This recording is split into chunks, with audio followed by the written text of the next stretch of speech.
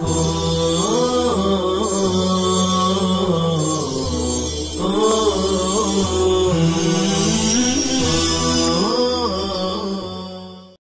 اللہ الرحمن الرحیم الحمد للہ رب العالمین الحمد للہ حمدا کثیرا طیبا مبارکا فیہ یا رب لک الحمد کما ینبغی لجلال وجہک ولعظیم سلطانک وصلی اللہ وسلم علی نبینا محمد وعلی آلہ واصحابہ وبارک وسلم تسلیما کثیرا کثیرا۔ بسم اللہ الرحمن الرحیم وقضاء تکبیرات العید فی الرکوع هذا نظیر للقضاء الذي هو شبیہ بالاداء، یعنی ان من ادرک الامام فی صلاة العید فی الرکوع وفاتت عنہ التکبیرات الواجبة فإنه يكبر في الركوع عندنا من غير رفع يد لأن الركوع فرض والتكبيرات واجبة فيراعى حالهما على حسب ما يمكن، وأما رفع اليد في التكبيرات ووضعها على الركبتين في الركوع فكلاهما سنة فلا يترك أحدهما بالآخر، وهذا قضاء من حيث الذات لأن محلها القيام قبل الركوع وقد فات، لكنه شبيه بالأداء لأن الركوع يشبه القيام لقيام النصف الأسفل على حاله، ولأن من أدرك الإمام في الركوع فقد أدرك الركعة مع جميع أجزائها من القيام والقراءة تقديرا، فالاحتياط أن يؤتى بها فيه. وعند أبي يوسف رحمه الله تعالى لا تقضى هذه التكبيرات في الركوع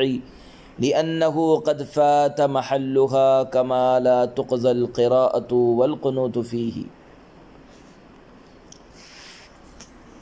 اور عید کی تکبیرات کی قضا رکوع میں، یہ قضا مشابہ بالادا کی نظیر ہے، یعنی جس شخص نے عید کی نماز میں امام کو رکوع میں پایا اور اس کی واجب تکبیریں فوت ہو گئیں تو وہ ہمارے نزدیک بغیر ہاتھ اٹھائے رکوع میں تکبیریں کہہ لے، کیونکہ رکوع فرض ہے اور تکبیریں واجب ہے، لہذا حتی الامکان دونوں کی رعایت کی جائے گی، اور تکبیرات میں ہاتھ اٹھانا اور رکوع میں اس کو گھٹنوں پر رکھنا دونوں سنت ہے، لہذا ان میں سے ایک کو دوسرے کی وجہ سے ترک نہیں کیا جائے گا۔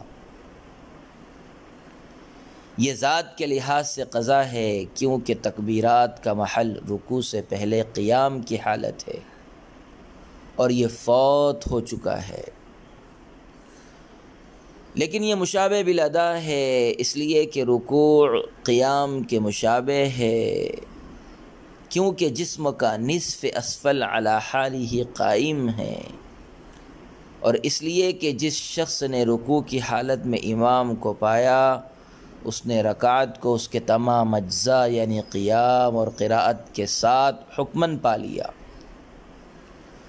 بس احتیاط یہی ہے کہ فوت شدہ تکبیریں رکوع میں ادا کر لی جائیں، اور امام ابو یوسف رحمہ اللہ تعالیٰ کے نزدیک رکوع میں ان تکبیروں کی قضا نہیں کی جائے گی، اس لیے کہ تکبیرات کا محل فوت ہو چکا ہے، جیسا کہ رکوع میں قراءت اور قنوت کی قضا نہیں کی جاتی۔ عزیز طلبہ کرام، قضا مشابہ بالادا کی نظیر یہ ہے کہ ایک شخص نماز عید میں امام کے ساتھ حالت رکوع میں شریک ہوا اور اس کی واجب تکبیریں فوت ہو گئیں تو یہ شخص ہمارے نزدیک بغیر ہاتھ اٹھائے رکوع کی حالت میں فوت شدہ تکبیریں کہہ لے، بشرطے کہ اس کو یہ اندیشہ ہو کہ اگر کھڑے ہو کر تکبیریں کہے گا تو امام رکوع سے اپنا سر اٹھا لیں گا، اور اگر یہ اندیشہ ہو تو کھڑے ہو کر تکبیریں کہیں، پھر رکوع کی تکبیریں کہہ کر رکوع میں چلا جائے۔ بہرحال اگر امام کے رکوع سے سر اٹھانے کا اندیشہ ہو تو یہ شخص رکوع میں تکبیریں کہے گا، کیونکہ رکوع فرض ہے اور تکبیرات عید واجب ہے، لہذا حتی الامکان دونوں کی رعایت کی جائے گی، یعنی فعل رکوع بھی کیا جائے گا اور اس میں تکبیرات عید بھی کہہ لی جائیں گی، اور رہی تسبیحات رکوع تو ان کو مستحب ہونے کی وجہ سے واجب تکبیروں کی وجہ سے چھوڑ دیا جائے گا۔ اور تکبیرات عید میں ہاتھوں کا کانوں تک اٹھانا بھی چونکہ سنت ہے، اور حالت رکوع کی وجہ سے انہیں گھٹنوں پر رکھنا بھی سنت ہے، اس لیے کسی ایک کو دوسرے کی وجہ سے نہیں چھوڑا جا سکتا، یعنی گھٹنوں پر رکھنے کی سنت کو تکبیرات میں اٹھانے کی سنت کی وجہ سے ترک نہیں کیا جا سکتا، اور حالت رکوع میں تکبیرات عید کہنا ذات کے اعتبار سے قضا ہے، کیونکہ تکبیرات کا موقع رکوع سے پہلے قیام کی حالت ہے اور قیام کی حالت فوت ہو چکی ہے، گویا تکبیرات عید اپنے وقت سے بعد میں کہیں گئی ہے، اور وقت سے بعد تعمیل کرنے کا نام قضا ہے، لہذا رکوع کی حالت میں تکبیرات عید کہنا قضا ہوگا، لیکن یہ قضا ادا کے مشابہ ہے۔ کیوں؟ کیسے مشابہ ہے یہ قضا ادا کے؟ یہ قضا ادا کے مشابہ ہے کیونکہ رکوع قیام کے مشابہ ہے، رکوع قیام کے مشابہ ہے، اور رکوع قیام کے مشابہ اس لیے ہے کہ رکوع کی حالت میں بدن کا نصف اسفل علی حالہ قائم رہتا ہے، پس نصف اسفل کے قیام کی وجہ سے حالت رکوع میں بھی من وجہن قیام پایا گیا، اور جب حالت رکوع میں من وجہن قیام پایا گیا تو رکوع قیام کے مشابہ ہو گیا۔ دوسری وجہ یہ ہے کہ جو شخص امام کے ساتھ رکوع میں شریک ہوتا ہے وہ حکماً رکعت کو اس کے تمام اجزاء قیام و قراءت کے ساتھ پا لیتا ہے، پس رکوع میں امام کے ساتھ شریک ہونے والے کا پوری رکعت کو پا لینے والا شمار ہونا اس بات کی علامت ہے کہ رکوع کو بھی قیام کا حکم حاصل ہے، اور جب رکوع قیام کے مشابہ ہو گیا تو رکوع کی حالت میں تکبیرات عید کہنا من وجہن قیام کی حالت میں کہنا ہے، بس جب من کل وجہن قیام کی حالت میں تکبیرات کہنا ادا ہے تو من وجہن قیام کی حالت میں تکبیرات کہنا ادا تو نہیں لیکن ادا کے مشابہ ضرور ہوگا، بس احتیاط یہی ہے کہ فوت شدہ تکبیریں رکوع میں قضا کر لی جائیں۔ حضرت امام ابو یوسف رحمہ اللہ تعالیٰ نے فرمایا کہ یہ تکبیریں رکوع میں قضا نہ کی جائے گی، کیونکہ ان تکبیروں کا موقع یعنی قیام گزر چکا ہے، جس طرح قراءت اور دعائے قنوت فوت ہو جانے کے بعد رکوع میں قضا نہیں کی جاتی ہیں، اسی طرح تکبیرات عید کو بھی رکوع کی حالت میں قضا نہیں کیا جائے گا۔ ووجوب الفدية في الصلاة للاحتياط جواب سؤال مقدر تقريره أن الفدية في الصوم للشيخ الفاني لما كانت ثابتة بنص غير معقول ينبغي أن تقتصروا عليه ولم تقيسوا عليه من مات وعليه صلاة مع أنكم قلتم إنه إذا مات وعليه صلاة وأوصى بالفدية يجب على الوارث أن يفدي بعوض كل صلاة ما يفدى لكل صوم على الأصح، اور نماز میں فدیے کا واجب ہونا احتیاط کی وجہ سے ہے، یہ ایک سوال مقدر کا جواب ہے۔ اس کی تقریر یہ ہے کہ روزے میں فدیہ شیخ فانی کے لیے چونکہ نص سے غیر معقول سے ثابت ہے، اس لیے مناسب یہ ہے کہ تم اسی پر منحصر کرو اور اس پر اس شخص کو قیاس نہ کرو جو اس حال میں مرا ہو کہ اس پر فریضہ نماز ہو، حالانکہ تم نے یہ کہا ہے کہ جب کوئی شخص مر گیا اور اس پر نماز واجب ہو اور اس نے فدیے کی وصیت کی ہو تو وارث پر واجب ہے کہ وہ اصح قول پر ہر نماز کے عوض وہ فدیہ دے جو ہر روزے کے لیے فدیہ دیا جاتا ہے۔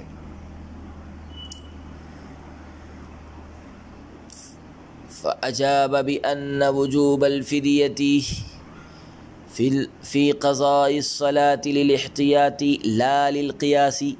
وذلك لأن نص الصوم يحتمل أن يكون مخصوصا بالصوم ويحتمل أن يكون معلولا بعلة عامة توجد في الصلاة أعني العجز، والصلاة نظير الصوم بل أهم منه في الشان والرفعة،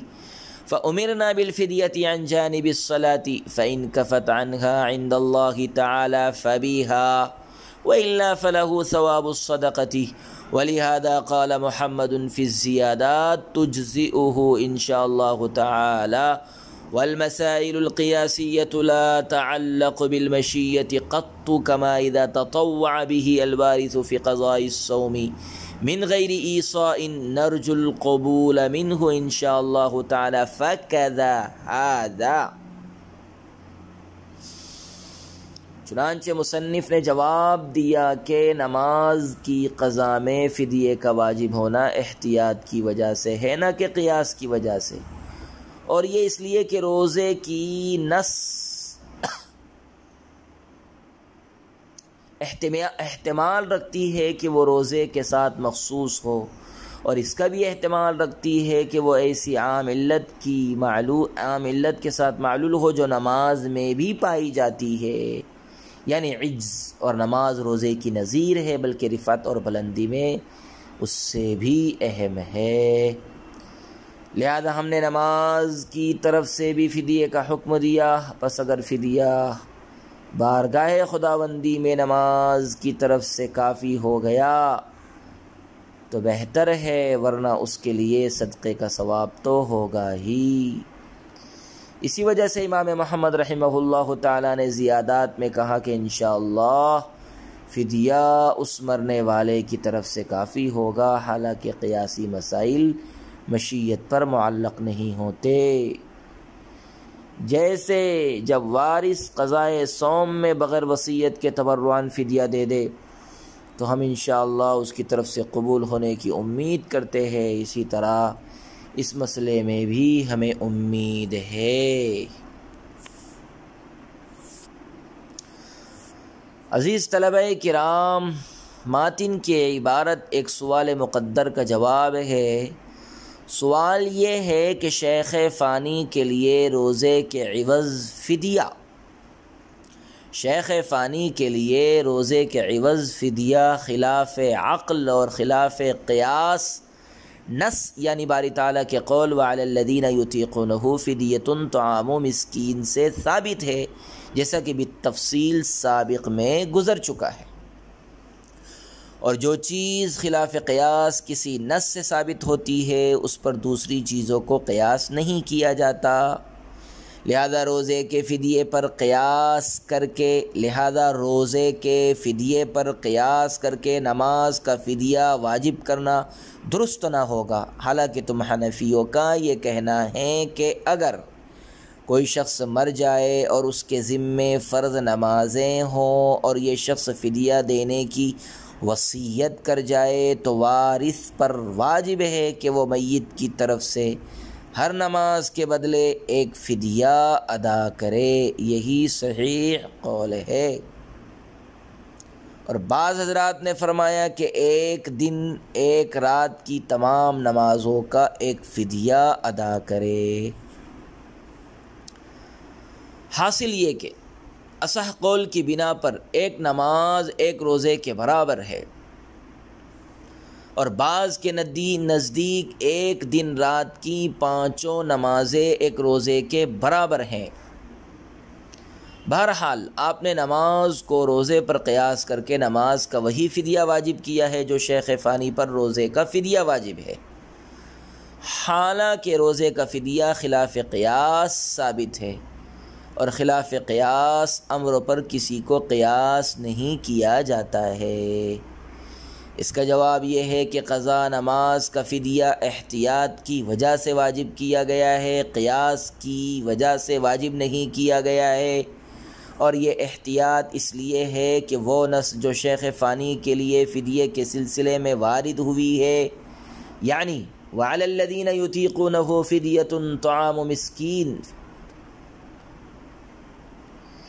اس میں یہ بھی احتمال ہے کہ یہ روزے کے ساتھ مخصوص ہو، یعنی فدیے کا حکم ایسی علت کے ساتھ معلول ہو جو علت روزے کے ساتھ خاص ہے، یعنی فدیے کے حکم کی علت خاص طور پر روزے سے عاجز ہونا ہو، اور یہ بھی احتمال ہے کہ فدیے کا حکم ایک ایسی علت کے ساتھ معلول ہو جو علت عام ہو، یعنی وہ علت روزے میں بھی پائی جاتی ہو اور نماز میں بھی پائی جاتی ہو۔ اس سے مراد مطلقاً عاجز ہونا ہے، عجز ہے۔ لہذا جب روزہ ادا کرنے سے عاجز ہونے کی صورت میں فدیہ مشروع کیا گیا،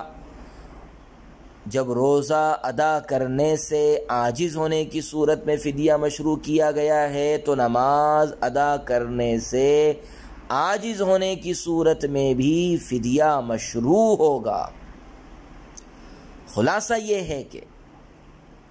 پہلے احتمال کی بنا پر نماز کا فدیہ واجب نہیں ہوتا ہے، اور دوسرے احتمال کی بنا پر نماز کا فدیہ بھی واجب ہوتا ہے، بس احتیاط پر عمل کرتے ہوئے نماز کا فدیہ واجب کر دیا گیا۔ شارع علیہ الرحمٰ نے احتیاط کے پہلو کو اس طرح پیش کیا کہ نماز روزے کی نظیر ہے۔ شارع علیہ الرحمٰ نے احتیاط کے پہلو کو اس طرح پیش کیا ہے کہ نماز روزے کی نظیر ہے،